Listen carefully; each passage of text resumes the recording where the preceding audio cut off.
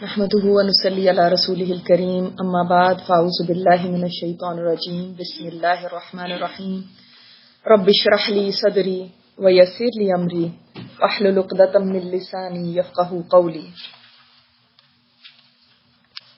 رب زدنا علما اللهم انفعنا بما علمتنا وعلمنا ما ينفعنا وزدنا علما اللهم صل على محمد وعلى آل محمد كما صليت على إبراهيم وعلى آل إبراهيم إنك حميد مجيد اللهم بارك على محمد وعلى آل محمد كما باركت على إبراهيم وعلى آل إبراهيم إنك حميد مجيد آمین یا رب العالمین. لاسٹ ٹائم ہم نے کیا پڑھا تھا؟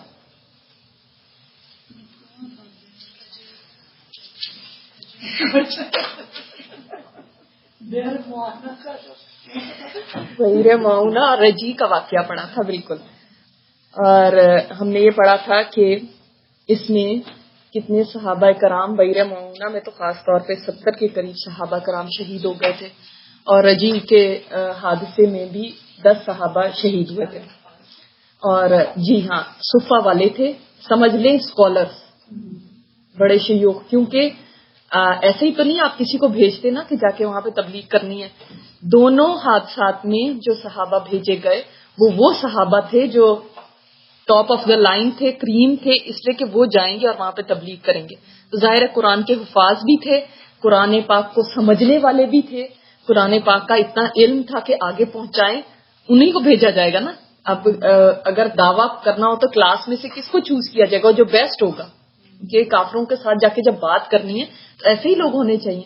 تو اتنے لوگ شہید ہوئے تھے اور آپ صلی اللہ علیہ وسلم کو آپ کو پتہ ہے کتنا رنج ہوا تھا اس بات کا. آپ لوگ مجھے بتائیں گے کہ مدینہ میں کون کون سے قبائل یہود کے رہتے تھے؟ بنو قینقاع، بنو نذیر اور بنو قریظہ. ٹھیک ہے، یہ 3 قبائل تھے. اس وقت کتنے قبائل ہیں؟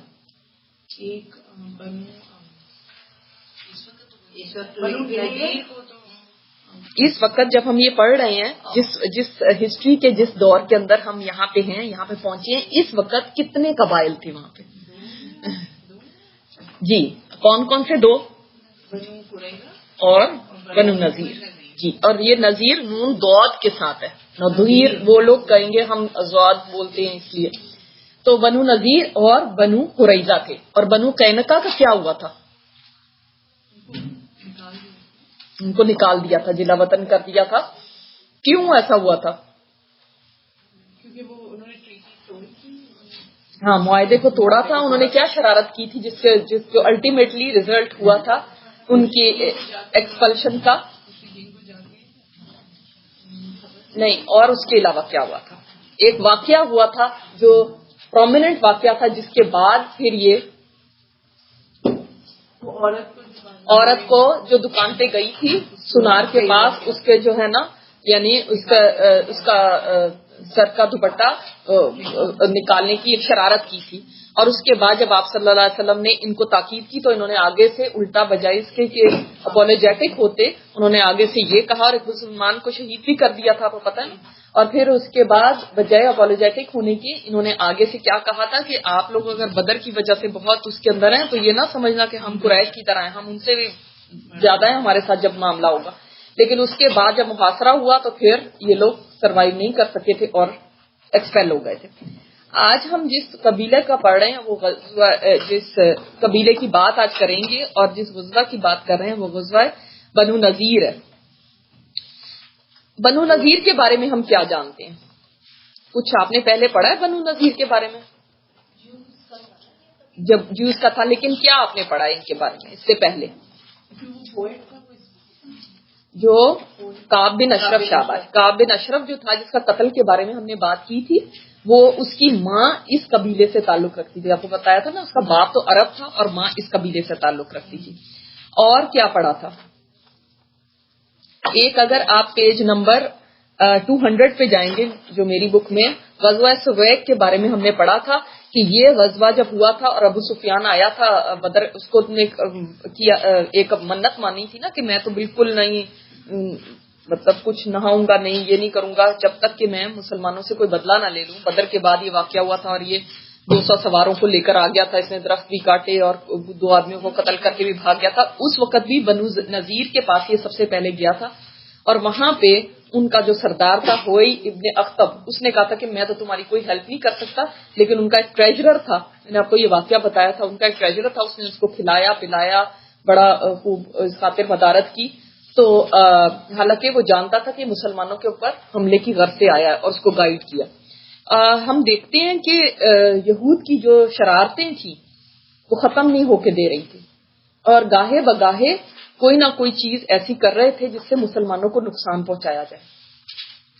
جب غزوہ احد بھی ہوا تو اس سے پہلے بھی انہوں نے مشرکین کو ہیلپ کیا کہ آپ کو کہاں پہ اپنا پڑاؤ کرنا چاہیے، کس جگہ پہ آپ کو ٹھہرنا چاہیے، کون سی جگہ آپ کی وار اسٹریٹجی کے لیے ہیلپ کر سکتی ہے، اس طرح کی ہیلپ بھی ان کو کر رہے تھے. کیا ان کو یہ جائز تھا کرنا؟ کیوں نہیں تھا جائز؟ انہوں نے کانٹریکٹ کیا ہوا تھا، جس کانٹریکٹ کا نام کیا تھا؟ میثاق مدینہ، اور اس کی کلوز کیا تھی کہ ہم خود ڈیفینڈ کریں گے مسلمانوں سے، یہ ہمارا مدینہ ایک علاقہ ہے تو ہم اس کو ڈیفینڈ کریں گے آپ کے ساتھ مل کے. اب یہ ہم دیکھتے ہیں. اچھا، احد کا واقعہ کب ہوا تھا، کس سال میں ہوا تھا؟ 3 ہجری کے اندر. اس کے بعد ہم نے لاسٹ ٹائم جو پڑھا وہ ہم نے یہ رجی کا واقعہ، بئر معونہ کا واقعہ، یہ ہم نے پڑھا کہ سفر میں 4 ہجری میں ہوا، یعنی نیکسٹ ایئر ہی، جو یعنی کچھ مہینوں کے بعد ہی یہ واقعہ ہو گیا. اور دیکھیں ابھی یہ سفر ہوا ہے اور اس کے بعد ربیع الاول میں یہ بنو نذیر کا واقعہ ہو گیا. تو آپ دیکھیں گے کہ ون آن ٹاپ آف اندر، ایک کے بعد ایک کوئی نہ کوئی حادثہ ہو رہا ہے، اور بالکل مسلمانوں کو کوئی چین لینے کا موقع نہیں مل رہا. اب یہاں پہ کیا ہوتا ہے، ہم تھوڑا سا پڑھتے ہیں پھر آگے میں آپ کو تھوڑا ایکسپلین کرتی ہوں. بسم اللہ الرحمن الرحیم، پیج نمبر 220. غزوہ بنو نذیر، ربیع الاول 4 ہجری. بنو نذیر نے بئر معونہ کے ساتھ غداری کرنے والے عزل اور قارہ سے بھی زیادہ ایک خبیث سازش کی. رسول اللہ صلی اللہ علیہ وسلم کے پاس پیغام بھیجا کہ ان کے ساتھ جمع ہوں تاکہ آپ سے قرآن اور اسلام کی باتیں سنیں، مناقشہ کریں اور مطمئن ہو جائیں تو ایمان بھی لے آئیں. چنانچہ اس پر اتفاق ہو گیا، جبکہ ان بدماشوں نے آپس میں طے کر رکھا تھا کہ ہر آدمی کپڑے کے اندر خنجر چھپا کر چلے اور نبی کریم صلی اللہ علیہ وسلم کو غفلت کی حالت میں اچانک قتل کرتے.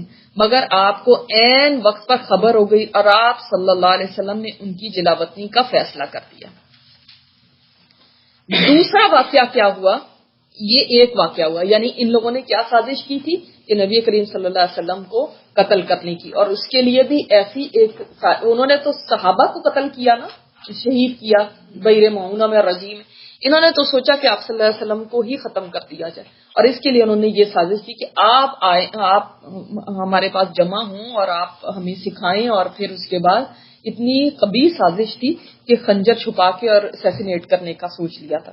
دوسرا عمر بن امیہ زمری رضی اللہ تعالیٰ عنہ، ان کا نام ہم نے پہلے کہاں پڑھا؟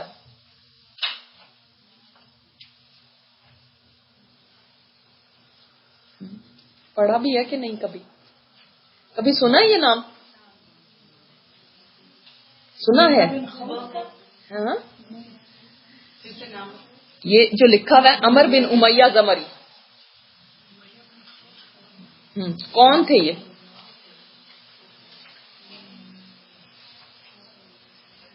ٹیسٹ کی بہت ضرورت ہے، اور یہ والے نام تو آنے ہی چاہیے جو یہاں پہ لکھے ہیں. ابھی پڑھا ہے پچھلی کلاس میں، بئر معونہ میں کیا ہوا تھا، اس کے بعد کیا ہوا تھا. یہ والے صرف بچ گئے تھے اور واپس آئے تھے، اور پھر کیا ہوا تھا راستے میں؟ ہاں، ان کو 2 آدمی ملے تھے جو کس قبیلے سے تھے؟ اسی قبیلے سے جنہوں نے ان کے اوپر حملہ کر کے ان کو ختم کیا تھا. ٹھیک ہے، اور انہوں نے ان کو قتل کر دیا، جبکہ ان کے پاس آپ صلی اللہ علیہ وسلم کی طرف سے امان موجود تھی. رائٹ، ان کے پاس امان موجود تھی. تو امان ان کو نہیں پتا تھا کہ ان کے پاس امان موجود ہے. جب وہ ان کو قتل کر دیا انہوں نے تو یہی سمجھا کہ یہ پورا کا پورا قبیلہ ہمارے خلاف ہو گیا اور انہوں نے ہمارے اتنے آدمی شہید کر دیے. تو ایک تو انتقام کا بھی تھا, دوسری کیا چیز تھی کہ ان کو یہ تھا کہ یہ سارے ہی ہمارے دشمن ہیں کیونکہ ان سب نے ہم سے غداری کی ہے. ایک نے اگر ہم سے معاہدہ کیا تھا تو اس کے بعد کیا ہوا, 70 کو شہید کر دیا. تو اب یہ واپس جا رہے ہیں تو انہوں نے کہا کہ نہیں, اگر ان کو پتا چل گیا میں مسلمان ہوں تو یہ مجھے بھی ختم کر دیں گے. اس سے پہلے ہی انہوں نے ان کا کام تمام کر دیا. اب جب آپ صلی اللہ علیہ وسلم کو آ کے بتایا کہ میں نے تو ان کو راستے میں اس طرح قتل کر دیا, تو نبی کریم صلی اللہ علیہ وسلم نے اب یہ فرمایا, میں نے لاسٹ ٹائم بتایا تھا کہ دیت ہم ادا کریں گے. اچھا دیت اس وقت کتنی ہوتی تھی؟ 100 اونٹ ایک شخص کی. اور دیت دینا ایک بندے کے لیے آسان نہیں ہوتا تھا. اور جب میثاق مدینہ ہوا تھا تو ایک کلوز یہ بھی تھی کہ مدینہ کی پوری ریاست کے لیے جو بھی چیز سب کو افیکٹ کرے گی اس کا سب مل کے مقابلہ کریں گے. اگر کوئی دیت بھی ایسی ادا کرنی پڑی تو ہم سب مل کے ادا کریں گے. اس دیت کے لیے ہیلپ مانگنے کے لیے آپ صلی اللہ علیہ وسلم بنو نذیر کے پاس گئے کیونکہ یہ ایک بہت مالدار قبیلہ تھا. یہودیوں میں بھی یہ ایک بہت مالدار قبیلہ تھا.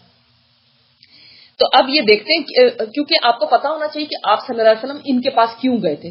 عمر بن امیہ زمری نے واپس آ کر جب بنو کلاب کے 2 آدمیوں کے قتل کی اطلاع دی تو آپ صلی اللہ علیہ وسلم چند صحابہ کرام رضی اللہ تعالیٰ عنہم کے ہمراہ بنو نذیر کے پاس تشریف لے گئے تاکہ وہ معاہدے کے مطابق ان دونوں مقتولین کی دیت کی ادائیگی میں اعانت کریں, ہیلپ کریں ہمارے ساتھ کہ اس دیت کو ادا کیا جائے. انہوں نے کہا ابو القاسم ہم ایسا ہی کریں گے. جب آپ صلی اللہ علیہ وسلم وہاں تشریف لے کے گئے تو وہ لوگ بڑے خوش ہوئے. انہوں نے بڑا اچھا آپ صلی اللہ علیہ وسلم کو ویلکم کیا. انہوں نے کہا کہ ہم تو ضرور آپ کی ہیلپ کریں گے اس میں. اور کیا پھر آپ یہاں تشریف رکھیے, ہم آپ کی ضرورت پوری کیے دیتے ہیں. اور خود انہوں نے کہا کہ آپ یہاں پہ بیٹھے. اور خود ایسا ہوتا تھا, میں تھوڑا سا آپ کو ان کا بتا بھی دوں کہ یہ لوگ یہود کیسے رہتے تھے. یہود کے قلعے تھے. عرب لوگوں کو قلعے بنانے نہیں آتے تھے, نہ وہ قلعوں میں رہتے تھے. لیکن یہود کے پاس یہ ایک ٹیلنٹ تھا کنسٹرکشن کا کہ یہ قلعوں میں رہتے تھے. اور ان کے خاص طور پہ بنو نذیر کے قلعے کے باہر یعنی چاروں طرف کھجور کے پورے باغات تھے اور ایکڑوں پہ محیط تھے, بہت زیادہ باغات تھے. اور بڑی اچھی ان کی انہوں نے نگہداشت کر کے, یہ وہ ٹائم تھا جس میں کہ وہ پھل پک کے تیار ہو چکا تھا. اب تھوڑا سا سگنیفیکینس اس کی ہے اس لیے آپ کو یہ بات بتا رہی ہوں.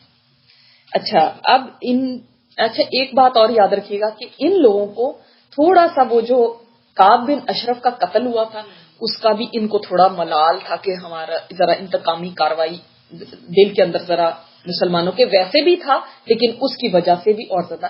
اس کے اندر دیکھیے سیرت میں ہم اس طرح نہیں چل سکتے کہ آپ کو پیچھے کے واقعات نہ پتا ہو تو میں آپ کو آگے لے کے جاتی ہوں. ہر چیز کنیکٹڈ ہے کیونکہ ایک لائف ہسٹری ہے. اگر آپ پیچھے کا بھولتے جائیں گے تو آپ کو آگے سمجھ ہی نہیں آئے گی کہ میں کیا بات کر رہی ہوں. اس لیے you need to revise this. آپ کو پتا ہونا چاہیے کون کعب بن اشرف تھا, بنو نذیر کیا تھا, بنو قینقاع کیسے نکلا, کیا ہوا احد, اور اس کے بعد کیا ہوا. یہ ساری کہ ان کی شرارتیں چلتی جا رہی ہیں. ایسے نہیں ہے کہ ایک دن بس مسلمانوں کو جوش آیا اور وہ چل پڑے, ایسے نہیں ہوا. ان کی شرارتیں آف اینڈ آن چلتی چلی جا رہی ہیں. ابھی دیکھیں یہ ان کی یہ ایک سازش ہوئی کہ انہوں نے آپ صلی اللہ علیہ وسلم کو اللہ تعالیٰ نے بر وقت اطلاع دے دی, ورنہ ان کا کیا تھا کہ آپ صلی اللہ علیہ وسلم کو اس طرح قتل کر دیں گے خنجر رکھے میں. صفہ والوں کو انہوں نے قتل کرنے کی سازش کی لیکن اللہ تعالیٰ نے بال بال بچا لیا. اب اس کے بعد کیا ہوا, جب آپ صلی اللہ علیہ وسلم کو انہوں نے بٹھایا کہ آپ یہاں بیٹھے اور ہم ابھی آتے ہیں آپ کے لیے لے کر مال, اور خود اندر چلے گئے. اور آپ صلی اللہ علیہ وسلم ان کے قلعے کی دیوار کے ساتھ ٹیک لگا کے بیٹھ گئے, صحابہ کرام بھی ساتھ ہیں, اور اندر جا کے یہ بات کرنے لگے کہ یہ تو بڑا اچھا موقع ہے کہ ہم ان کو ختم کر دیتے ہیں. یہاں پہ ایسا کرتے ہیں کہ ہم قلعے کے اوپر سے چکی پھینک دیتے.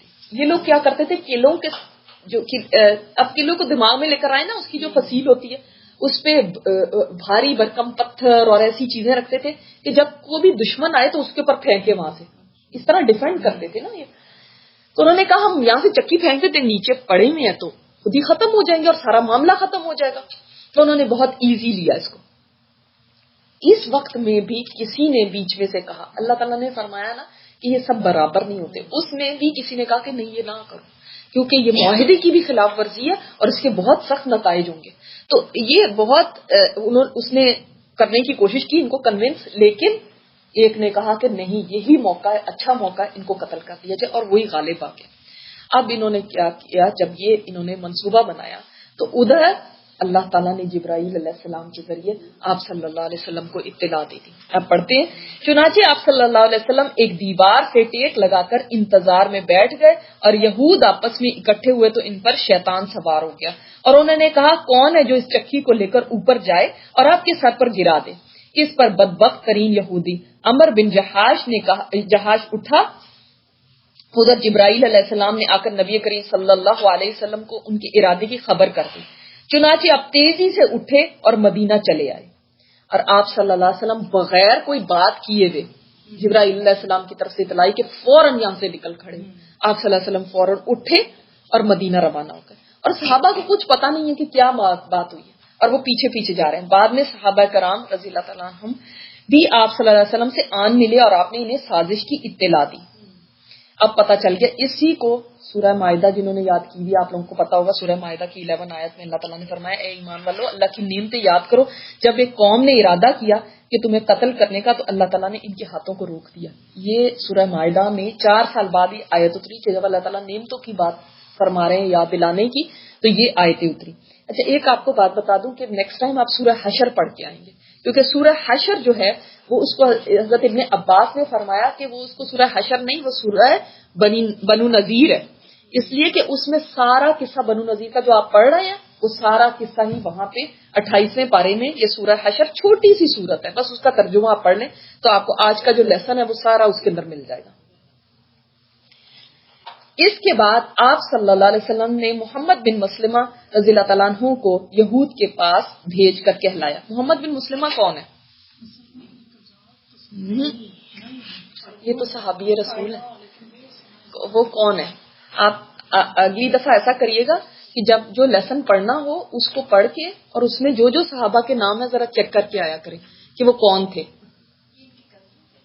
محمد بن مسلمہ جنہوں نے کعب بن اشرف کو مارنے کے لیے جب آپ صلی اللہ علیہ وسلم نے بھیجا تھا تو انہیں کو بھیجا تھا جنہوں نے جا کے یہ بات ساری کی تھی کہ مجھے لون دو اور ایسے کرو، وہ محمد بن مسلمہ تھے۔ ان کو یہود کے پاس بھیج کر کہلایا کیونکہ ان کی دوستی جاہلیت کے زمانے سے ان لوگوں کے ساتھ تھی، پرانے ٹرمز تھے، تو ان کو بھیجا آپ نے۔ مدینہ سے نکل جاؤ، اب میرے ساتھ یہاں نہیں رہ سکتے، تمہیں 10 دن کی مہلت ہے، اس کے بعد جو پایا جائے گا اس کی گردن مار دی جائے گی۔ یہ ایک الٹیمیٹم ان کو دے دیا گیا کہ اب آپ لوگ یہاں پہ نہیں رہ سکتے۔ آپ نے معاہدے کو توڑا ہے، کیوں اتنی سختی کی گئی؟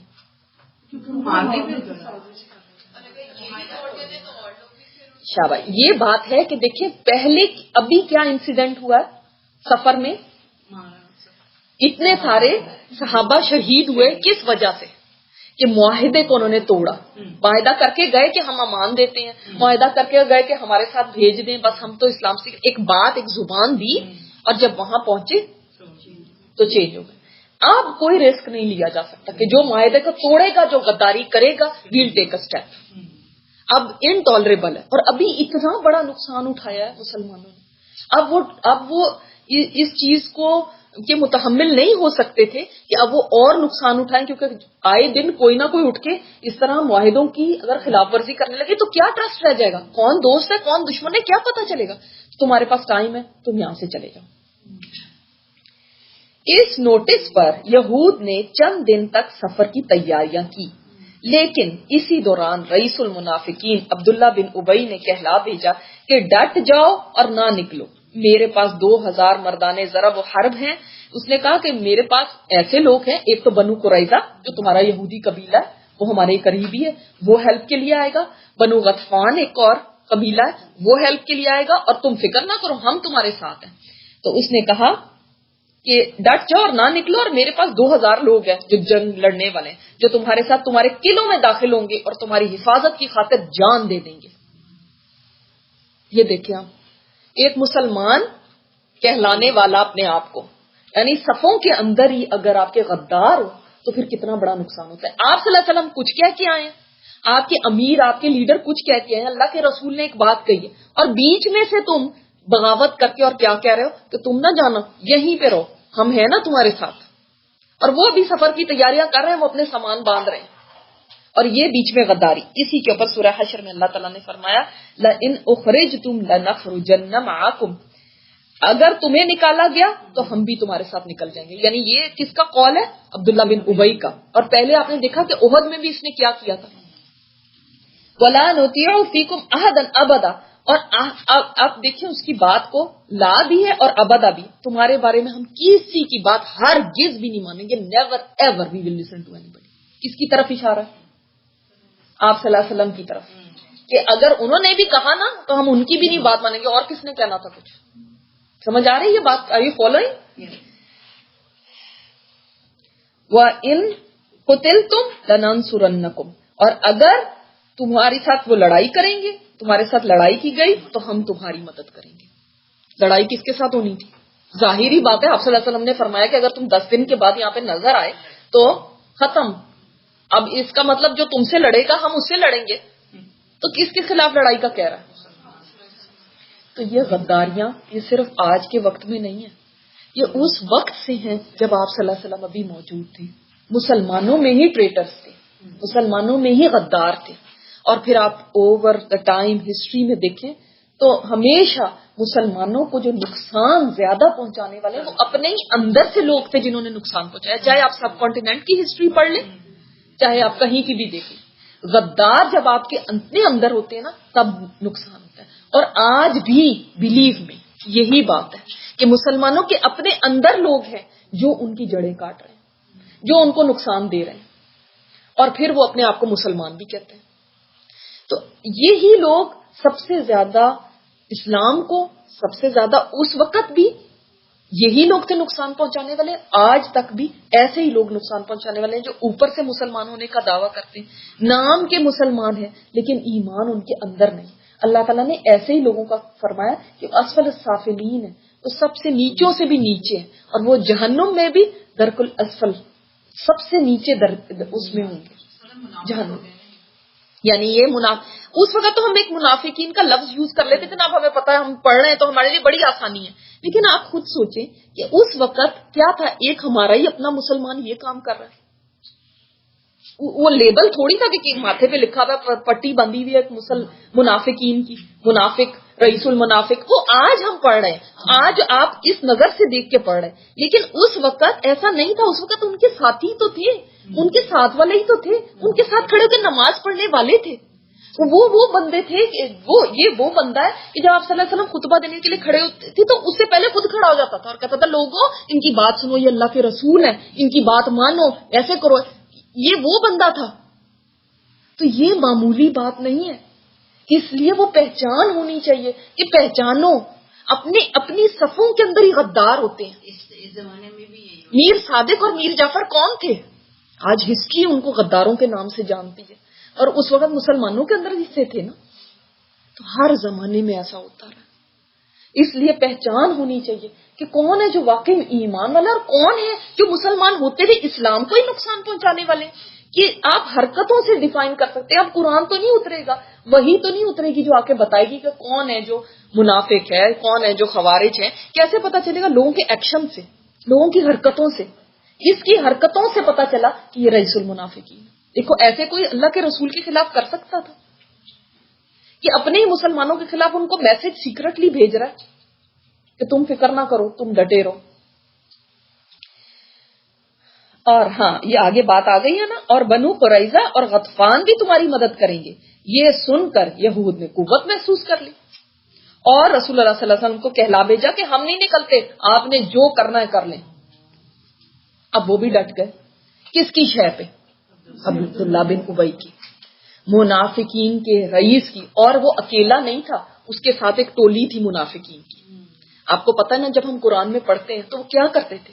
آپ صلی اللہ علیہ وسلم کی مجلس میں بیٹھ جاتے تھے خود ایک چھوٹا سا گروپ بنا کے، اور پھر باتیں بناتے تھے، پھر اشارے کرتے تھے، پھر کہتے تھے تم میں سے کس کا ایمان تازہ ہو گیا ان کی باتوں سے. اسی مجلس میں جب آپ صلی اللہ علیہ وسلم کے وقت میں ایسا ہو سکتا ہے تو کیا بعد میں نہیں ہو سکتا؟ یہ سن کر رسول اللہ صلی اللہ علیہ وسلم نے اللہ اکبر کہا. صحابہ کرام نے بھی تکبیر کہی. کیوں کہا اللہ اکبر؟ اس لیے کہا کہ آج اس کے اندر ہی خیر ہوگی. حالانکہ کیا یہ وہ ٹائم تھا جس میں افورڈ کر سکتے ہو مسلمان کہ وہ ایک اور جنگ کریں؟ ابھی کیا ہوا ہے؟ بحیر مونا، اس سے ساتھ ہی کیا ہوا ہے رجی کا واقعہ، اس سے ساتھ ہی کیا ہوا ہے احد. ایک کے اوپر ایک ان کو شکست یا نقصان نقصان نقصان ہوتا رہا ہے. اب یہ افورڈ نہیں کر سکتے تھے، لیکن اس وقت اگر سٹیپ نہ اٹھایا جاتا تو یہ اور شیر ہو جاتے.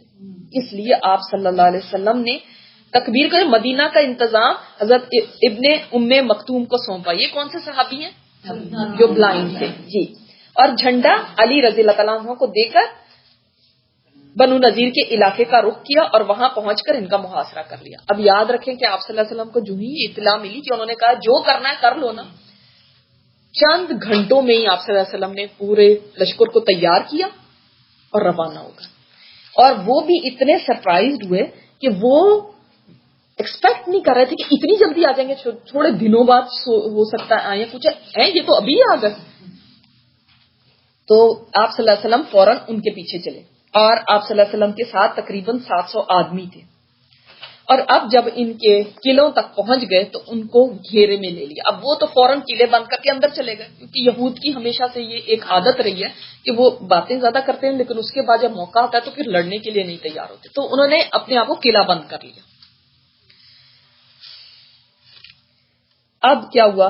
اب آپ صلی اللہ علیہ وسلم نے جھنڈا حضرت علی کو دے کر بنو نذیر کے علاقے کا رخ کیا اور وہاں پہنچ کر ان کا محاصرہ کر لیا. انہوں نے اپنے قلعوں اور گڑیوں میں پناہ لے لی اور اسلامی لشکر پر تیر اور پتھر برسائے.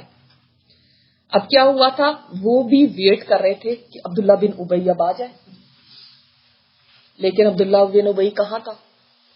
کوئی نام و نشان ہی نہیں، کوئی اتا پتہ ہی نہیں کہ کدھر ہے. وہ جو اتنی بڑی بڑی بڑکیں اور باتیں کر رہا تھا اس کا کوئی نام و نشان نہیں تھا. جب منافقین جو ہوتے ہیں آپ ان کی ہسٹری اٹھا کے دیکھ لیں، وہ تو کبھی بھی اتنی زیادہ دنیا ان کو پیاری ہوتی ہے، وہ کبھی اپنی جان اپنی مال کو کبھی بھی نہیں خطرے میں ڈالیں گے، چاہے کسی کے لیے بھی ہو. وہ کسی کے ساتھ لوئل نہیں ہوتے. منافق جو لفظ ہے نا وہ نفقہ سے ہے. نفقہ کہتے ہیں سرنگ کو، ایک طرف سے نکلے، ایک طرف سے داخل ہوئے دوسرے سے نکل گئے. کسی کے بھی وہ لوئل نہیں ہوتے. ایسا نہیں کہ ان کے لوئل ہوں گے اور ان کے نہیں تھے، نہیں، وہ کسی کے بھی نہیں ہوتے. منافق کسی کا نہیں ہوتا، صرف وہ اپنی ذات کا ہوتا ہے، سیلفش. اور وہیں سے انہوں نے پتھر برسانے شروع کر دیے. اب یہ محاصرہ جاری رہا، لیکن چونکہ اچھا ایک اور بات اس میں شاید نہیں ہو تو میں آپ کو بتا دوں کہ اب آپ صلی اللہ علیہ وسلم نے جب محاصرہ کیا تو اس کے بعد آپ صلی اللہ علیہ وسلم بہت سارے صحابہ کو لے کر، تھوڑے وہاں پہ رہے، بنو نذیر کا محاصرہ انہوں نے کیا اور بہت سارے صحابہ کو لے کے بنو قریظہ کی طرف گئے. کیوں؟ آپ کیا سوچتے ہیں؟ ان سے معاہدہ تھا اور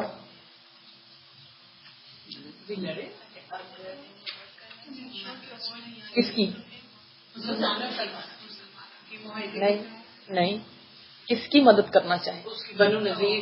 وہ یہودی قبیلہ، یہ بھی یہودی ہیں، وہ بھی یہودی ہیں. یہ نہ ہو کہ ہم ان کے محاصرہ کریں اور وہ پیچھے سے آ جائیں اپنے ساتھیوں کی مدد کرنے کے لیے. تو آر یو ود اس اور ود دیم؟ یہ آپ بتاؤ. تو آپ صلی اللہ علیہ وسلم صحابہ کرام کو لے کے بنو قریظہ کے پاس گئے اور ان سے بات یہ کی کہ کیا آپ میثاق مدینہ کا جو کلوز ہے کہ آپ ہمارے ساتھ ہوں گے، کیا ابھی تک آپ اس کے پر قائم ہیں یا نہیں ہیں؟ ابھی ان کی بھی باری آئے گی بنو قریظہ کی، لیکن اس لیے آپ کو ہسٹری پتا ہونی چاہیے کیونکہ آپ کو پتا چلے کہ انہوں نے کتنی غداریاں کی ہیں. پہلے میثاق مدینہ میں بھی انہوں نے معاہدہ کیا اور اب پھر سے آپ صلی اللہ علیہ وسلم کو معاہدہ دیا کہ ہم آپ کے ساتھ ہیں. ابھی بھی یہ ٹائم ہے، اگر تم ان کے ساتھ ہو تو پھر ٹھیک ہے، تم ان یہود کے ساتھ ہو اپنے ساتھیوں کے، لیکن کیا تم ان کے ساتھ ہو یا ہمارے ساتھ ہو؟ تمہیں ایک تو چوز کرنا پڑے گا. اور انہوں نے کہا کہ ہم آپ کے ساتھ ہیں. اور اگین آپ صلی اللہ علیہ وسلم نے ان سے تجدید عہد کیا، یعنی رینیو کیا معاہدے کو، اور انہوں نے بڑی اچھی طرح اس کو قبول کر لیا. اس کا مطلب دیکھو، آپ صلی اللہ علیہ وسلم نے فرمایا تھا نا کہ تم بھی ان کو فالو کرو گے. اور آج وہی بات ہے کہ دیکھیں ان کے بھائی بند، یہ ان کے بھائی ہوئے نا بنو نذیر، یہ بھی یہودی وہ بھی یہودی.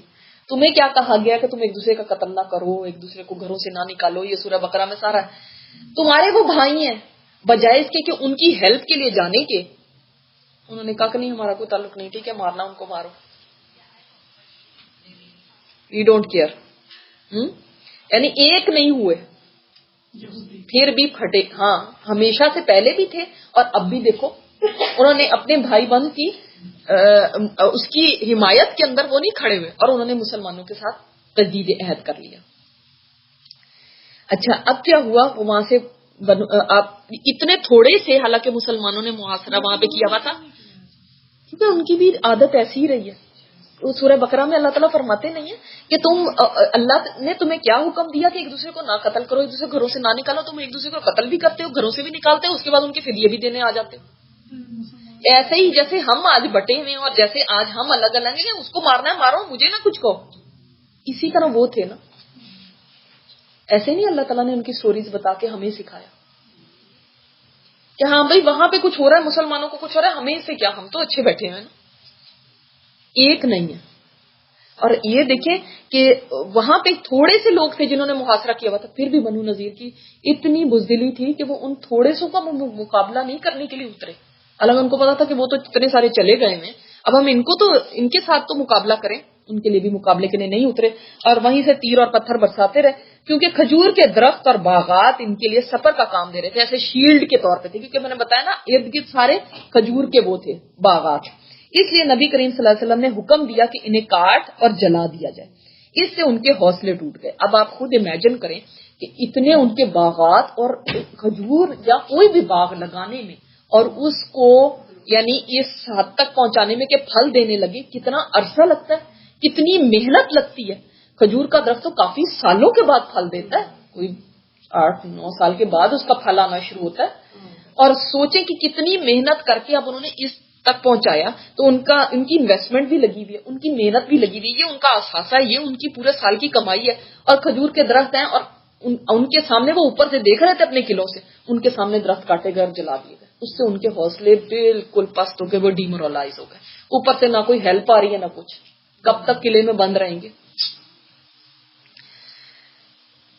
اور یہ جنگی ایک اسٹریٹجی تھی, یہ ویسے الاؤڈ نہیں ہے کہ کسی بھی املاک کو نقصان پہنچایا جائے. یہ ایک جنگی اسٹریٹجی تھی اور اللہ تعالیٰ نے اس کا اللہ نے ایک حکم دیا تھا کہ ایسا کیا جائے. اس سے ان کے حوصلے ٹوٹ گئے اور اللہ نے ان کے دلوں میں روب ڈال دیا. یاد رکھیں روب بھی اللہ کی طرف سے ہوتا ہے کہ کسی کے دل میں ڈالا جائے. اور آج ہمارا روب دنیا سے اٹھ گیا ہے ہمارے اپنے اعمال کی وجہ سے. چنانچہ 6 روز کے بعد, اور کہا جاتا ہے 15 روز کے بعد, انہوں نے اس شرط پر ہتھیار ڈال دیے کہ وہ مدینہ سے جلا وطن ہو جائیں گے. اب اس کے بعد ان کے پاس کوئی چارہ نہیں تھا, وہ اتنے دل برداشتہ ہو گئے کہ انہوں نے کہا کہ ٹھیک ہے ہم گیو اپ کرتے ہیں, ہم ہتھیار ڈال دیتے ہیں. اس موقع پر بنو قریظہ بھی ان سے الگ تھلگ رہے. منافقین کے سردار اور ان کے حلیفوں نے بھی خیانت کی. کمثل الشیطان, اللہ تعالیٰ نے سورہ حشر میں فرمایا کہ ان کا منافقین کی یہ جو چال تھی یا ساری جو انہوں نے چال چلی کھیلا, وہ ایسے ہی ہے جیسے شیطان کیا کرتا ہے. اس قال للانسان اکفر فلما کفر قال انی بری منک, جب اس کو کہتا ہے تم کفر کرو, اور جب وہ کفر کر لیتا ہے تو کہتا ہے میں تو تم سے بری ہوں. اسی طرح رئیس المنافقین نے کیا نا, تم ڈٹے رہو ہم تمہارے ساتھ ہیں. جب وہ ڈٹ گئے تو اس کا کوئی عطا پتہ ہی نہیں. رسول اللہ صلی اللہ علیہ وسلم نے انہیں اجازت دی کہ ہتھیار کے سوا جو ساز و سامان چاہیں لے جا سکتے ہیں, یعنی اور دیٹ از فیئر انف, کیونکہ ہتھیار اگر لے کے جاتے تو مسلمانوں کے خلاف ہی کھڑے ہوتے. تو ان سے کہا گیا, اتنا ان کے ساتھ رحم کا معاملہ آپ صلی اللہ علیہ وسلم نے کیا. حالانکہ اگر دیکھا جائے تو انہوں نے آپ صلی اللہ علیہ وسلم کے قتل کی سازش کی. انہوں نے ایسے وقت میں جبکہ مسلمانوں کو ضرورت ہے, اس وقت بجائے اس کے دیت کے اندر پچن کرتے, الٹا آپ صلی اللہ علیہ وسلم کو دوسری دفعہ پھر قتل کرنے کی سازش کی, اور اللہ تعالیٰ نے بال بال بچا لیا. جو ایسے قاتل ہوں ان کے لیے آپ صلی اللہ علیہ وسلم نے بجائے ان سے کوئی بدلہ لینے کی, آپ نے یہ فرمایا کہ ٹھیک ہے بس تم یہاں سے چلے جاؤ, بس تم یہاں پہ نہیں رہ سکتے, دیٹس اٹ. اتنا اس حد تک کہ دشمنوں کے ساتھ مل کے بھی مسلمانوں کے اوپر چڑھائی کے لیے سازشیں کی. منافقین کے ساتھ یہ لوگ ملے ہوئے تھے. تو اب یہاں پہ ہم دیکھتے ہیں کہ آپ صلی اللہ علیہ وسلم نے فرمایا جو لے جانا چاہتے ہو لے کے جاؤ. چنانچہ ان سے جو کچھ ہو سکا لے گئے, حتیٰ کہ گھروں کے دروازے, کھڑکیاں, کھونٹیاں اور چھتوں کی کڑیاں تک اکھاڑ کے لے گئے. اب آپ اس سے اندازہ کریں کہ یعنی اس وقت سے آج تک ان کے دل جو ہے نا اسی طرح ہے کہ بس ہر چیز کے اوپر مال کی اتنے حریص ہیں اتنے حریص ہیں کہ انہوں نے اتنی بھی نہیں چیز چھوڑی. اور یہ بھی تاریخ میں آتا ہے کہ انہوں نے اپنے محلوں کو، اپنے گھروں کو، اپنی چیزوں کو خود ہی ہتھوڑے لے کے توڑا کہ اب اس کے اوپر مسلمان آئیں گے تو ان کا قبضہ ہو جائے گا.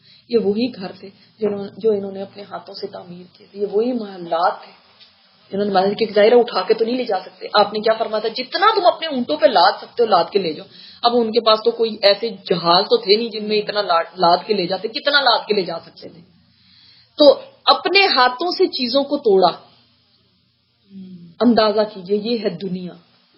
یہ ہے دنیا جس کو انسان بناتا ہے خود، اور پھر اس کے بعد ایک دن اسی کو چھوڑ کے اس کو جانا ہوتا ہے. آپ دنیا میں یہاں پہ بھی دیکھیں کئی دفعہ لوگ اپنے اتنے وہ کر کے اپنا پیٹ کاٹ کے گھر خریدتے ہیں، اس کے بعد بینکرپٹ ہو گئے یا وہ فور کلوجر میں چلا گیا، نہیں پے کر سکے، تو انہی گھروں کو توڑ کے جاتے ہیں. وہی گھر جو کتنے اس سے چاؤ سے خریدا ہوتا ہے اور کیسے ہوتا ہے، اپنے ہاتھوں سے توڑنا. یہ بھی ان کے لیے ایک سزا تھی کہ اپنی چیز، اور ہم نے تو کنسٹرکٹ نہیں کیا ہوتا، انہوں نے تو خود تعمیر کیے تھے وہ گھر، اور نسلوں سے وہاں پہ بس رہے تھے، آج کے نہیں تھے. ان کے لیے کتنی تکلیف دہ یہ چیز ہوگی. اب جب وہ اونٹوں کے اوپر رکھ کے یہ ساری چیزیں لے کے جا رہے تھے تو جو مدینہ کے لوگ تھے وہ جمع ہو گئے دیکھنے کے لیے، اور انہوں نے دیکھا کہ اتنا کچھ لادا ہوا اونٹوں کے اوپر کہ اونٹوں کی کمریں ٹوٹی جا رہی ہیں، اور خود پیدل چل رہے ہیں کیونکہ ذرا اونٹ پہ خود بیٹھیں گے یا سامان رکھیں گے. اتنا سامان لاد دیا. اور اس وقت پتا چلا کہ انہوں نے کتنے خزانے جمع کیے ہوئے تھے، سونے اور چاندی اور خزانے اور کیا کیا پتھر اور جواہرات انہوں نے جمع کیے ہوئے تھے جو وہ لاد کے لے کے جا رہے تھے. تاکہ آپ اس سے سوچ لیں کہ دروازے وغیرہ تک، کیونکہ دروازہ بھی ایک اس زمانے میں نا بڑی ایک ریئر چیز بھی تھی، اور جیسے یہ کارویں اور جیسے یہ کام کرنا جانتے تھے، آج بھی آپ دروازوں پہ دیکھیں کتنا کام ہوتا ہے، تو وہ تک لے کر جا رہے تھے. اسی کے متعلق اللہ تعالیٰ نے فرمایا، دیکھیں بار بار سورہ حشر کی آیات کا یہاں پہ آ رہا ہے، یخربون بیوتہم بایدیہم وایدی المؤمنین فاعتبروا یا اولی الابصار. اللہ تعالیٰ فرماتے ہیں کہ وہ اپنے ہاتھوں اور اہل ایمان کے ہاتھوں سے اپنے گھروں کو برباد کر رہے تھے، بس اہل بصیرت عبرت پکڑو. دیکھو کیسے انسان اس نہج تک پہنچ جاتا ہے کہ اپنے ہی گھر کو اپنے ہاتھوں سے توڑ رہا ہے. جلا وطنی کے بعد ان کی اکثریت اور بڑے لوگوں نے خیبر میں قیام کیا. کیونکہ خیبر کی بھی بات بعد میں آئے گی، اس لیے آپ کو یہ یاد رکھنا ہے کہ یہ بنو نذیر کے یہ جو لوگ تھے جلا وطن کیے گئے، ان میں سے اکثر خیبر میں جا کے بسے اور شام کی طرف بھی چلے گئے. لیکن خیبر اب آپ یاد رکھیے گا، کیونکہ خیبر کی جب بات آئی تو آپ کو یاد ہونا چاہیے کہ کیسے یہاں پہ اور بھی یہودی تھے وہاں پہ، اور ایک چھوٹا گروہ ملک شام جا بسا. رسول اللہ صلی اللہ علیہ وسلم نے ان کی زمین اور علاقہ خاص مہاجرین الاولین میں تقسیم فرمایا.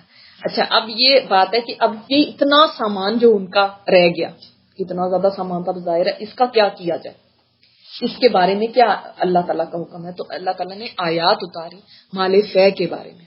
مال فے جانتے ہیں کیا ہوتا ہے؟ ایک ہوتا ہے مال غنیمت جو ہم نے پہلے پڑھا تھا. مال غنیمت کون سا مال ہوتا ہے؟ اب آپ ان دونوں کو بھی ڈسٹنگوش کریں. مال غنیمت وہ جو جنگ کر کے پھر حاصل، اور مال فے وہ والا ہوتا ہے جو جنگ کے بغیر کسی نقصان کے، بغیر کوئی لڑائی وغیرہ کیے، بغیر کوئی جانی نقصان یا مالی نقصان، کچھ بھی نہیں ہوا، ایسے ہی ہاتھ آ گیا، وہ ہے مال فے. اور اس میں دیکھیں کوئی بھی نقصان نہیں ہوا، جنگ لڑنی ہی نہیں پڑی، تو سارا مال فے تھا. تو اللہ تعالیٰ نے اس بارے میں پھر آیات اتاری کہ یہ کیسے ڈسٹریبیوٹ ہوگا. اور اس بارے میں یہ بھی بتایا گیا کہ ان میں سے بعض تو آپ صلی اللہ علیہ وسلم کو ملے گا مال، اور بیت المال میں بھی جائے گا. کس کس کا حصہ ہے وہ اللہ تعالیٰ نے بتایا. تو آپ صلی اللہ علیہ وسلم کی ایک اس کے اوپر چھوڑ دیا گیا کہ کس طرح سے اس کو پھر آگے کس کو دیں گے. تو آپ صلی اللہ علیہ وسلم نے یہ مال ان مہاجرین کو دیا کہ اپنے گھر بار اور سب کچھ چھوڑ کے مکہ سے آئے تھے، اور اب ان کے پاس یہاں پہ تو کچھ بھی نہیں تھا، انصار پہ ڈیپینڈنٹ تھے. اب یہ جو مال بھی ان کو دیا گیا اور زمین بھی دی گئی، وہ جو باغات تھے ایکڑوں کے اوپر اتنے زیادہ، اس میں سے مہاجرین کو دیا گیا تاکہ اب ان کی ڈیپینڈنسی انصار کے اوپر کم ہو. اور اللہ تعالیٰ نے انصار کے لیے پھر کیا، انصار کے دل میں آ سکتا تھا کہ ہمیں تو کچھ ملا ہی نہیں. دیکھیں فائدہ تو ایک ہوا کہ مہاجرین کو جب دیا تو اب ان پہ ڈیپینڈنٹ نہیں رہیں گے نا انصار پہ، تو ان کے اوپر سے لوڈ کم ہو جائے گا. ٹھیک ہے. دوسرے یہ کہ یہ بھی تھوڑے سے اپنے پیروں پہ کھڑے ہونے کے قابل ہو جائیں گے، تھوڑا بیلنس ہو جائے گا. اتنے انصار کے پاس تھے، تھوڑا ان کے پاس بھی کچھ ہو جائے گا. لیکن انصار کے دل میں تو یہ خیال آ سکتا تھا نا کہ ہمیں کیا ملا. تو اللہ تعالیٰ نے سورہ حشر انشاءاللہ جب آپ پڑھیں گے تو اتنی پیاری آیات ان کے لیے اتاری انصار کے لیے. یہ اب سسپینس رہے گا، آپ لوگ جب جا کے پڑھیں گے تو اس طرح سے ہی آپ پڑھیں گے کہ کیا اللہ نے ان کے لیے اللہ نے کیا ان کے لیے آیات اتاری کہ جو ان کے لیے تھی خاص، کہ جو ہے نا انہوں نے جو قربانی دی ہے اللہ تعالیٰ نے ان کا حوصلہ بڑھا دیا. اتنی پیاری ان کے لیے بات فرمائی. اور صرف 2 انصاری ابو دجانہ اور سہل بن حنیف کو ان کی تنگ دستی کے سبب اس میں سے عطا فرمایا. 2 انصاری بھی صحابی ایسے تھے جن کو عطا فرمایا. اس سے ہمیں کیا پتہ چلتا ہے؟ دیکھو انسان دنیا میں اگر اللہ کی خاطر کچھ چھوڑتا ہے نا تو اللہ تعالیٰ کمپنسیٹ کر دیتا ہے. مشکل حالات آئے لیکن اللہ تعالیٰ نے دیکھو کس طرح ان کو ریوارڈ کیا. تو کبھی مال کے پیچھے انسان اس کے چھوڑنے کے پیچھے ایسا غم نہ کرے کہ اس غم میں گھلتا رہے کہ ہائے مجھے یہ چھوڑنا پڑا اللہ کی خاطر، وہ چھوڑنا پڑا اللہ کی خاطر. اگر اللہ کے لیے واقعی چھوڑا ہے نا تو اللہ اس دنیا میں بھی عطا کرتا ہے. اس کے علاوہ آپ اسی میں سے اپنی ازواج مطہرات کا سال بھر کا خرچ نکالتے تھے اور اس کے بعد جو کچھ بچتا تھا اسے جہاد کی تیاری کے لیے ہتھیار اور گھوڑوں کی فراہمی میں صرف فرماتے تھے. آپ نے ان کے پاس سے 50 خود جو ہیلمٹس ہوتے ہیں اور 300 تلواریں بھی پائیں. یہ اب یہاں تک ہمیں بنو نذیر کا سارا قصہ پتا چلا کہ بنو نذیر کا کیا قصہ ہوا تھا. تھوڑا سا اس دوران کیا کیا ہوتا رہا وہ تھوڑا سا آپ کو بتا دوں تاکہ وہ بھی اس کے ساتھ ہی پھر آ جائے گا انشاءاللہ. کہ جب محاصرہ کیا ہوا تھا بنو نذیر کا اس وقت وہ آیات اتری جو شراب کی حرمت کی تھی. سب سے پہلے شراب کی حرمت کی آیتیں سورہ بقرہ میں اتری، سورہ نساء میں اتری، پھر اس کے بعد سورہ مائدہ کے اندر ٹوٹلی اس کو حرام کر دیا گیا. جو ٹوٹلی حرام کرنے والی آیتیں تھیں نا وہ اس وقت محاصرے کے دوران اتری تھی.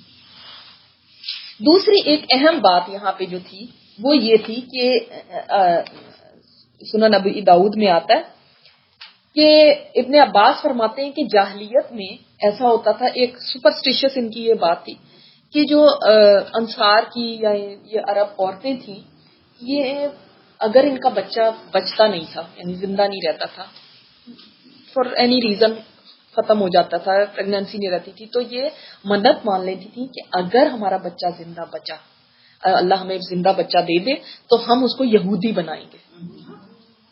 ہم اس کو یہودی بنائیں گے. کیوں؟ اس لیے کہ ان کے ذہنوں میں یہودی ایسے تھے کہ جیسے بڑے اوپر اپر لیول کے لوگ، اہل علم، اہل کتاب. یہ تو خود ہی ان کے اندر ایک سمجھ لیں اپنے اندر ایک کمپلیکس تھا کہ یہ ہم سے زیادہ بڑھ کے ہیں، کتاب والے جو تھے اور ہم تو نہیں، تو ہم اس کو یہودی بنائیں گے. تو جب ان کا بچہ بچ جاتا تھا نا تو پھر وہ جیسے خزرج کا بنو نذیر کے ساتھ حلیف کا وہ تھا، حلیف سمجھتے ہیں نا اب آپ، حلیف کا تعلق تھا. تو یہ جو خزرج کے لوگ تھے یہ اپنے بچے اپنے بیٹے پھر ان کو دے دیتے تھے.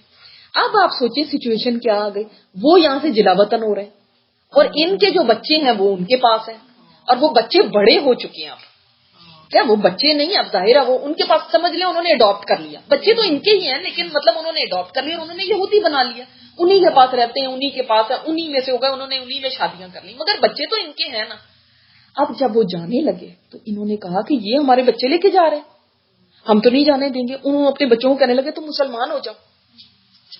اب وہ کہاں مسلمان ہوتے تھے. تب یہ آیتیں جو ہم سورہ بقرہ میں پڑھتے ہیں نا، لا اکراہ فی الدین، یہ تب اتری قد تبین الرشد من الغی، کہ اللہ تعالیٰ نے تو رشد اور غی کو صاف واضح کر دیا ہے، تم نہیں اس کو زبردستی کر سکتے. لا اکراہ فی الدین، دین میں زبردستی جبر نہیں ہے کہ آپ ان کو جب تک بچے تھے تب تک ان کو سکھاتے یا کرتے. اب وہ جوان ہو گئے، اگر اب وہ نہیں آ رہے اس دین کے اندر آپ زبردستی. اب ماں باپ تو کیا چاہ رہے ہیں کہ ہائے یہ کسی طرح ہو جائے. اب سوچیں سچویشن ایسے ماں باپ کی کیا ہوگی اس وقت کہ ہائے کسی طرح یہ اسلام لے آئے. ہاں تو اس میں کیا ان کو تھا پرابلم، تو یہودی بنا لیا نا انہوں نے. اب وہ تو انہی کے ہو گئے نا. اب آپ سوچیں کہ وہ بچے تو نہیں کہہ سکتے، اب تو نوجوان کہہ لیں، وہ لوگ بلونگ تو بایولوجیکلی تو ان سے ہی کرتے ہیں لیکن وہ اب اسلام میں بھی نہیں آنا چاہتے، اور اگر اسلام میں نہیں آؤ گے تو انہی کے ساتھ تم بھی جلا وطن ہوگے. یہ کتنی تکلیف دہ بات تھی. تو اس وقت یہ آیات اتری لا اکراہ فی الدین، اور اللہ تعالیٰ نے بتا دیا کہ جبر اسلام میں نہیں ہے. اسی لیے آپ ہسٹری میں اٹھا کے دیکھیں، جب بھی اسلامی حکومت رہی، جو صحیح اسلامی حکومت، ان کے انڈر مائنورٹیز رہیں اور ان کو آزادی تھی کہ اپنے دین کو آپ پریکٹس کریں. یہ نہیں ہم کہتے کہ تم صحیح ہو، لیکن ہم یہ کہتے ہیں کہ تمہیں بھی آزادی ہے دین کو پریکٹس کرنے کی. کبھی مسلمانوں نے جبر کے ساتھ، یہ جو کہتے ہیں نا تلوار سے اسلام پھیلا، یہ بالکل ٹوٹلی غلط ہے. جس کی کتاب کے اندر لکھا ہو لا اکراہ فی الدین، وہ جبر کیسے کر سکتا ہے؟ اللہ نے منع کر دیا. اب یہ ایک طرح سے یہود کی حمایت میں بات تھی نا لا اکراہ فی الدین، ورنہ ان کو پکڑ کے یہاں سے کر دیا جاتا تم بھی مسلمان ہو نہیں، تم ان کے جیسے آج ہم سمجھتے ہیں کہ شاید بس اس طرح کر کے کسی کو زبردستی مسلمان کر دیجیے، اگر مسلمان نہیں ہے تو تم ختم ہو جاؤ. نہیں، تم جاؤ، تم اسی طرح رہنا چاہتے ہو جاؤ. تو ان ماں باپ کو منع کر دیا کہ آپ نہیں ان کو زبردستی مسلمان کر سکتے، اور وہ انہی کے ساتھ چلے گئے. تو اس کے بارے میں آتا ہے، ابو داؤد میں روایت ہے، میں آپ کے سامنے رکھ دیتی ہوں کہ جب بنو نذیر کو مدینہ سے جلا وطن کیا جانے لگا تو ان کے ساتھ وہ یہودی جوان بھی تھے جو نسلی طور پر تو اوس اور خزرج سے تعلق رکھتے تھے، لیکن ان کی ماؤں نے محض منتیں مان کے بچوں کو یہودی بنا دیتا. اب انصار کہنے لگے یہ ہمارے بیٹے ہیں، ہم اپنے بیٹوں کو نہیں چھوڑیں گے. اور اللہ تعالیٰ کہہ رہا ہے لا اکراہ فی الدین. اللہ اکبر، یہ کتنا ایک بڑا ان کے لیے بھی امتحان تھا. اور جی وہ انہی کے ساتھ چلے گئے. اچھا، پھر ہم یہ بھی دیکھتے ہیں اس میں کہ آپ صلی اللہ علیہ وسلم نے کا جو نکاح ایک ہوا تھا. اچھا، ہم اس کی بات پھر اینڈ میں کر لیتے ہیں، پہلے یہ پڑھ لیتے ہیں تھوڑا سا. غزوہ بدر دوم، سیکنڈ غزوہ بدر. یہ کون سا غزوہ بدر ہوا؟ شعبان 4 ہجری. کیا آپ کو کچھ یاد ہے کہ جب ابو سفیان احد سے واپس جانے لگا تھا تو اس نے کوئی بات کہی تھی؟ ہم آئیں گے اگلے سال، آپ کے ساتھ بدر میں ملاقات ہوگی. احد تو بڑا مشکل تھا ان کے لیے شاید لڑنے کا بھی، تو بدر میں اگلے سال آپ سے ملاقات ہوگی. اب مسلمانوں نے یہ تیاری شروع کر دی کیونکہ وہ ٹائم آ رہا تھا. شعبان 4 ہجری، ٹھیک ہے. گزر چکا ہے کہ ابو سفیان نے احد میں اگلے سال جنگ کا اعلان کیا تھا. چنانچہ شعبان 4 ہجری کی آمد پر رسول اللہ صلی اللہ علیہ وسلم نے وعدے کے مطابق بدر کا رخ کیا اور وہاں 8 دن ٹھہر کر ابو سفیان کا انتظار کرتے رہے. آپ صلی اللہ علیہ وسلم کے ساتھ 1500 کا لشکر تھا اور 10 گھوڑے تھے. جھنڈا علی بن ابی طالب کو دیا تھا اور مدینہ کا انتظام عبداللہ بن رواحہ کے سپرد کیا تھا. ادھر ابو سفیان بھی 50 سوار سمیت 2000 کا لشکر لے کر روانہ ہوا اور مر الزہران پہنچ کر مجنہ کے مشہور چشمے پر پڑاؤ ڈالا. اب یہ مجنہ کا مشہور ایک وہاں پہ چشمہ تھا، وہاں پہ جا کے اس نے پڑاؤ کر لیا. ابو سفیان نکلا تو صحیح، لیکن جب یہ نکلے تو کوئی جذبہ نہیں تھا، کوئی ان کے اندر یعنی جیسے گرم جوشی جیسے بدر میں تھی یا احد کے اندر انتقامی ایک تھی، اب وہ سب ٹھنڈا پڑ چکا تھا. اب آ تو گئے ہیں وہ اس بات کی وجہ سے، لیکن شروع سے اس پر روب طاری تھا. چنانچہ یہاں پہنچ کر اس نے اپنے ساتھیوں سے کہا کہ جنگ اسی وقت موزوں ہوتی جب شادابی اور ہریالی ہو کہ جانور چر سکیں اور تم بھی دودھ پی سکو. اس وقت تو خشک سالی ہے، لہٰذا میں واپس جا رہا ہوں، تم لوگ بھی واپس چلے چلو. اس پر پورا لشکر کسی مخالفت کے بغیر واپس ہو گیا. یعنی just for the sake of it وہ آئے تو صحیح، لیکن کیونکہ ایک طرف ایمان ہے نا اور دوسری طرف کفر کا کیا جذبہ ہوگا. سوچے کس کے لیے لڑ رہے ہیں؟ صرف حمیت کے لیے انسان کچھ دیر تو لڑ سکتا ہے، ہمیشہ نہیں لڑ سکتا. یا انتقام کے لیے، انتقام کا تو ہو گیا، اب کیا جذبہ رہ گیا؟ کچھ بھی نہیں. تو اب اس نے جب یہ سجیشن دی تو فوراً سارے مان گئے اور فوراً واپس چلنے کو تیار ہو گئے. مسلمانوں نے بدر میں ٹھہر کر اپنا سامان تجارت بیچا اور 1 درہم کے 2 درہم بنائے. اللہ نے مسلمانوں کو وہاں پہ بھی فائدہ ہی پہنچایا. پھر اس شان سے واپس آئے کہ ہر دشمن پر ان کی دھاک بیٹھ چکی تھی اور ہر جانب امن و امان قائم ہو چکا تھا. چنانچہ 1 سال سے زیادہ گزر گیا اور دشمنوں کو کچھ کرنے کی جرت نہ ہوئی. اب یہ دیکھیں بنو نذیر کا واقعہ جو ہوا تھا نا، اس کی وجہ سے کچھ ان کے اوپر روب باقیوں پہ ہو گیا، اور دوسرا یہ واقعہ ہوا کہ مسلمان تو جا کے ان کے انتظار میں بیٹھے رہے، وہی ڈر کے مارے نہیں آئے، تو ان پہ روب طاری ہو گیا لوگوں پہ باقی جو تھے. اس کی بطور رسول اللہ صلی اللہ علیہ وسلم نے آخری حدود تک امن پھیلانے کا موقع پایا. چنانچہ ربیع الاول 5 ہجری میں ڈاکوؤں کی سرکوبی کے لیے دومت الجندل تشریف لے گئے اور یہاں ہر چہار جانب امن و امان کا دور دورہ ہو گیا. اب انشاءاللہ تعالیٰ اس کو ہم تھوڑا سا اور ڈیٹیل میں بعد میں دیکھیں گے. آپ کو میں اس سے پہلے ایک اور بات کی طرف آنا چاہتی ہوں، اور وہ یہ ہے، اس سے پہلے کہ ٹائم ختم ہو جائے، کہ ابھی تک آپ صلی اللہ علیہ وسلم کی یہ جنگوں کو ہم دیکھ رہے ہیں، ٹھیک ہے، لیکن ابھی ہم آپ صلی اللہ علیہ وسلم کی پرائیویٹ زندگی جو نجی لائف ہے آپ صلی اللہ علیہ وسلم کی، اس میں کیا ابھی تک دیکھ چکے ہیں. کچھ یاد ہے آپ کو؟ حضرت خدیجہ کی وفات کے بعد آپ صلی اللہ علیہ وسلم کی شادی کس کے ساتھ ہوئی؟ حضرت سودا کے ساتھ. اور اس کے بعد حضرت عائشہ رضی اللہ عنہا، اور اس کے بعد میں نے آپ کو بتایا تھا حضرت حفصہ کے ساتھ. ہم یہاں تک دیکھ چکے ہیں کہ حضرت حفصہ کے ساتھ شادی ہوئی. اب چونکہ اسی ٹائمنگ پہ ایک اور شادی ہو رہی ہے، اس لیے اس کا ضروری ہے کہ 4 ہجری میں ہی آپ صلی اللہ علیہ وسلم نے حضرت زینب بنت خزیمہ کے ساتھ نکاح فرمایا تھا.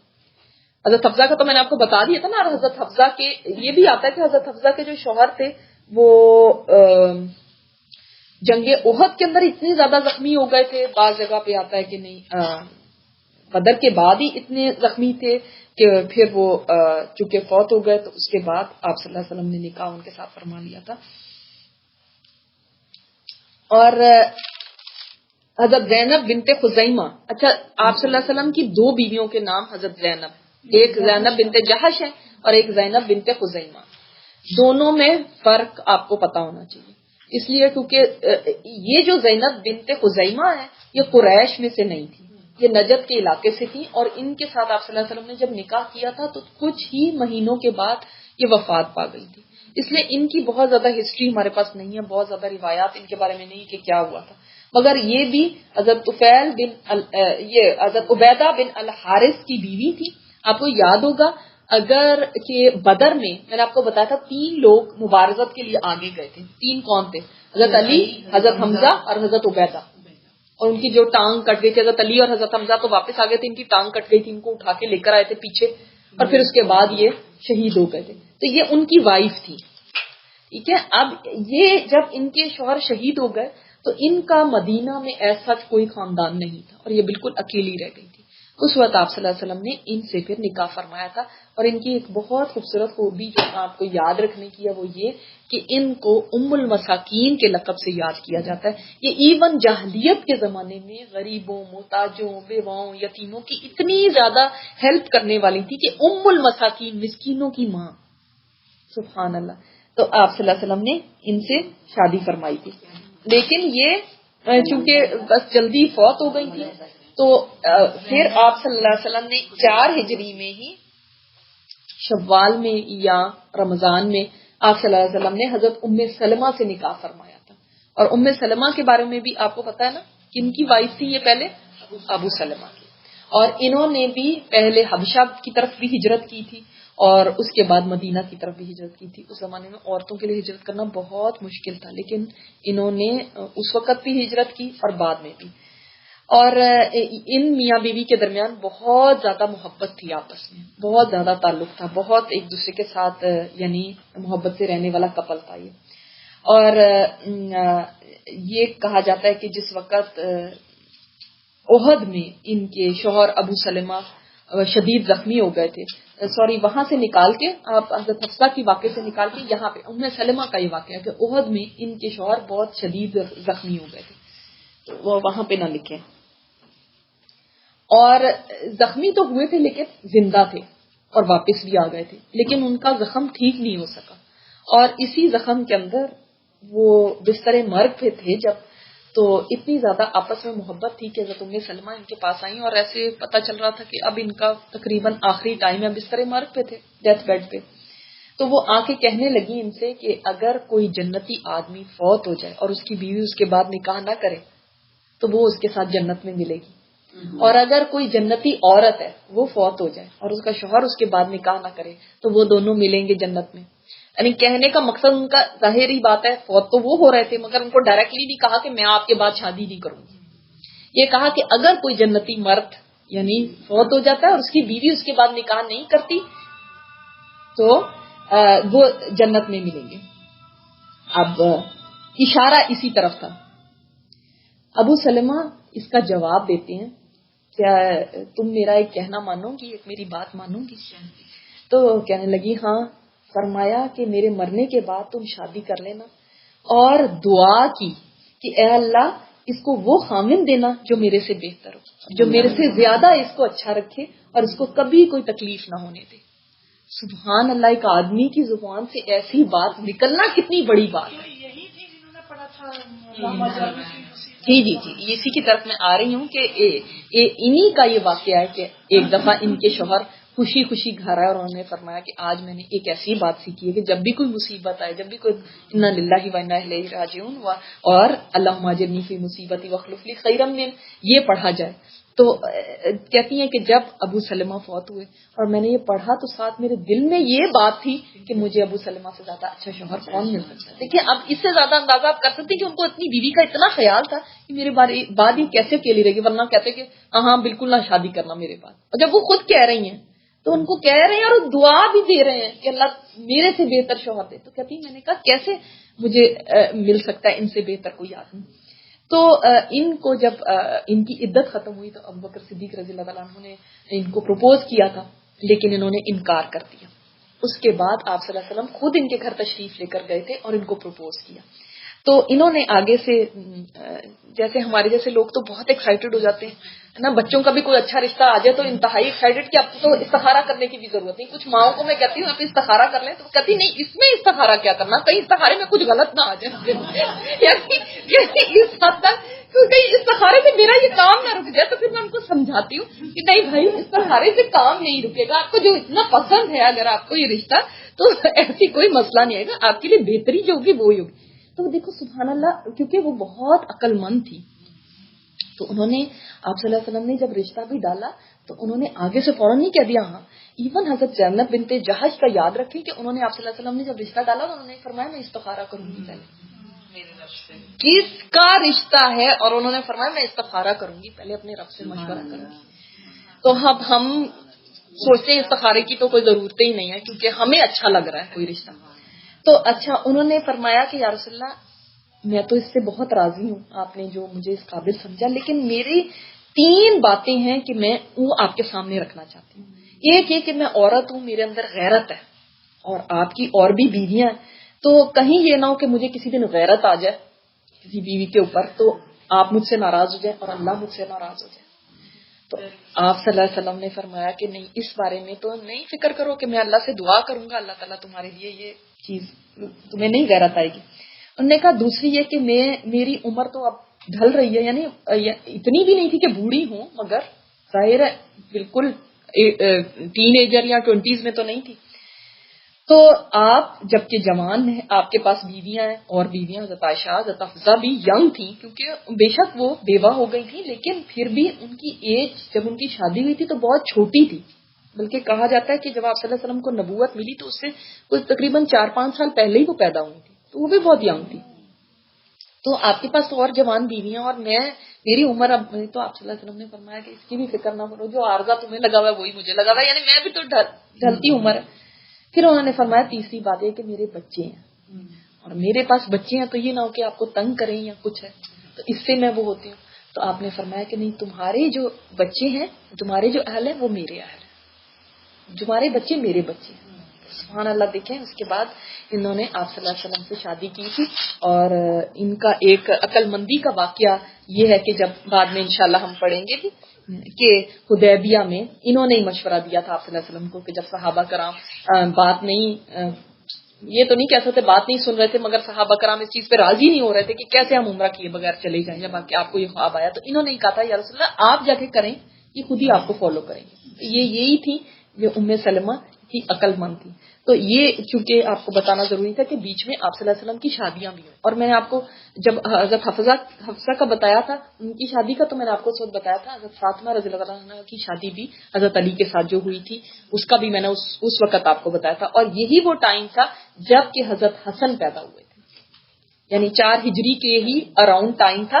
یہ چونکہ میں ایک ہی سال چل رہا ہے اس لیے میں چاہ رہی ہوں کہ آپ ساری چیزوں کو ہی اکٹھا لکھ لیں، کیونکہ ہم اگر صرف جنگوں کا ہی دیکھتے رہیں گے تو پھر صرف ایک جنگ سے دوسری پہ ہم جمپ کرتے رہیں گے. لیکن آپ صلی اللہ علیہ وسلم کی ظاہر ہے ایک پرائیویٹ لائف بھی تو چل رہی تھی اس دوران.